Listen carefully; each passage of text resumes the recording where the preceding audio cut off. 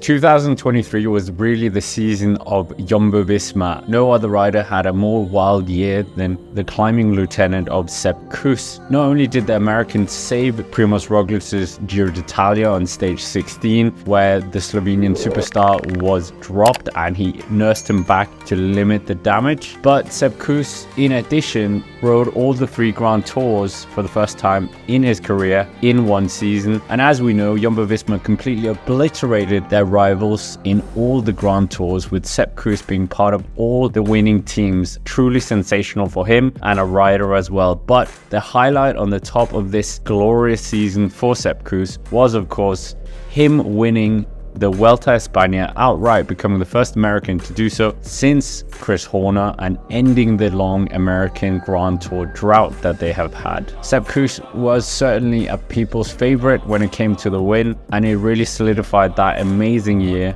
and it was even a 1-2-3 on the podium. Nevertheless, winning a Grand Tour changes the perception of a rider, and that is no different for Sepp Kuss. The expectations now from the cycling world placed on his shoulders are a lot bigger, and prior to his sensational win, Sepp Kuss had of course carved himself out a very illustrious role in the world of cycling as probably the best climbing domestique in professional cycling, as he demonstrated that numerous times since he had joined the Dutch team from the American team Rally Cycling. But now looking towards the new season, 2024, and at an age of 29 years old and potentially at the peak of his powers or very close to, many people and fans of Sepp Kuss would like to see the return of GC Kuss, but at the Tour de France, and try to become the first Tour de France champion from USA since Greg LeMond, as both Lance Armstrong and Floyd Landis's victories have been scraped off the history books.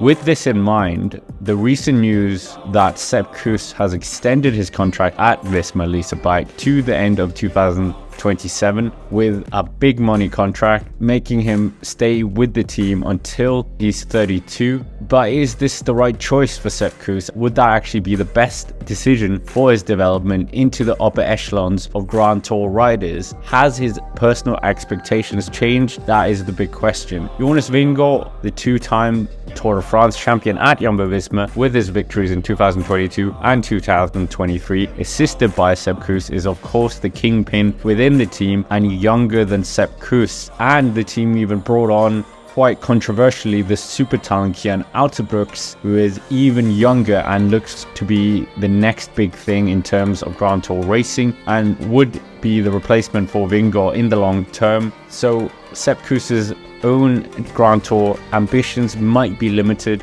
and it would be a shame to not see him test himself on the biggest stage at his peak of his powers, considering he's a Vuelta and Grand Tour champion now. And it's already been shown, as Kuss has ruled out returning to the Giro d'Italia in 2024, where he could have been the leader, and now it looks like Kian Uijtdebroeks is going to be the leader. And if the young Belgian does well in the race, perhaps this would mean that he would surpass Sepp Kuss in the rank of leaders. Is this a problem for Sepp Kuss? Well, the whole scenario depends entirely on what Sepp Kuss wants for the remainder of his career, his personal ambitions, and if he really has that hunger for victory, or is more comfortable being part of the winning team. Perhaps a change of setting would have been a great choice for Sepp Kuss, as it could be a good mechanism for your career, and seeing Primož Roglic switching to Bora Hansgrohe could certainly have done so, and with many teams having a certain vacuum for a top level GC caliber rider, there definitely would be a plethora of teams lining up to sign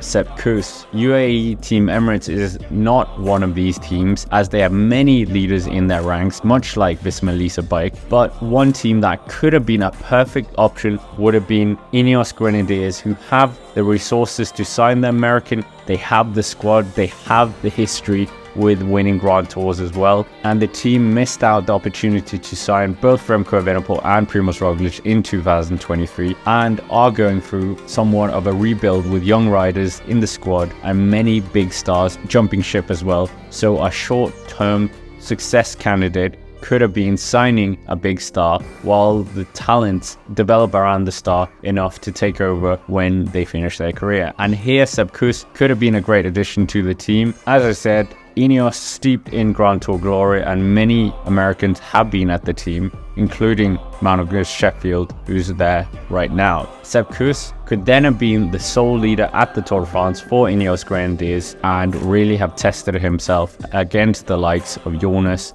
Roglic, and even Pogacar. And yes, you can say he did that at the Vuelta Espana, but they were on the same team, and there was a bit of public pressure when they started to twist the knife in his back on the Angliru. One example of a super domestique who tried to do it as a leader was none other than Richie Porte himself, a former super domestique kingpin, and he showed that it is very different being the Grand Tour leader as opposed to the super domestique within the team. Richie Porte was never a big success in the 3-week Grand Tours at Team Sky, even in 2014 where he got the opportunity after Chris Froome crashed out of the race. So maybe this showcases that it isn't a 100% guarantee. Is Sepp Kuss better than Richie Porte? On a 1-week stage race front, certainly not, but the confidence from that Vuelta Espana victory could really propel Sepp Kuss into the next level, and he has frequently showcased his climbing prowess, and the prospect of Sepp Kuss as a leader at the Tour de France is certainly an intriguing one for all us fans. Will this ever happen? Well, now we know that he's going to be staying until at least 2027, and this would make him 32 years old. There have been older Grand Tour winners than that, and maybe in those years he will get opportunities at the Giro or the Vuelta and be there for Jonas at the Tour de France, and we will see what career he can amount to. But I mean, Sepp Kuss at Ineos Grenadiers would have certainly been a mouth-watering prospect in terms of a four-pronged rivalry, but I still don't think that Sepp Kuss could beat Vingegaard, could beat Roglic by himself, or even Tadej Pogacar. So maybe being the chief lieutenant for Jonas Vingegaard and being able to creep into the top 10 as a result is the best option on the table. And certainly Visma Lease A Bike are not short of a few euros for a comfortable paycheck. Sepp Kuss is an extraordinary character and a fan favorite, and everyone will certainly look out at the next few years in terms of his development and results, and for Visma Lease A Bike, securing him for the long term is certainly an important step in their pursuit for more Tour de France's, more Giros, more Vueltas, and the American truly is a staple of their success. Anyways, that's basically it for this video. Just a quick run through of Sepp Kuss and what could have been if he didn't extend that contract. Do you think that him at Ineos Grenadiers or somewhere else, Little Trek, could have been better than staying at Visma Lease A Bike? That is up for debate. Hit the like button, subscribe to the channel, and if you haven't already, make sure to check out the video I did of his career as well. But of course, as always, thank you for watching, and I will see you around.